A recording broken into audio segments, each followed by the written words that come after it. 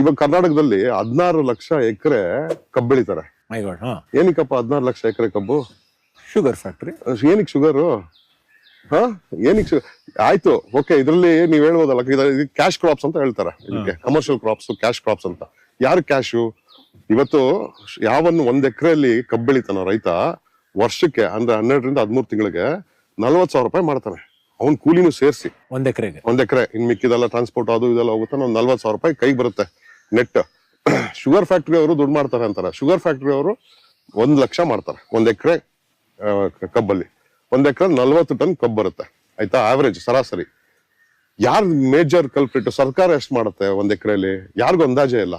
ಸರ್ಕಾರ 1 ಎಕರೆ ಕಬ್ಬಲ್ಲಿ ಕನಿಷ್ಠ ಪಕ್ಷ 30 ರಿಂದ 35 ಲಕ್ಷ ಮಾಡುತ್ತೆ. 35 ಲಕ್ಷ, ನಾಟ್ ಇದು.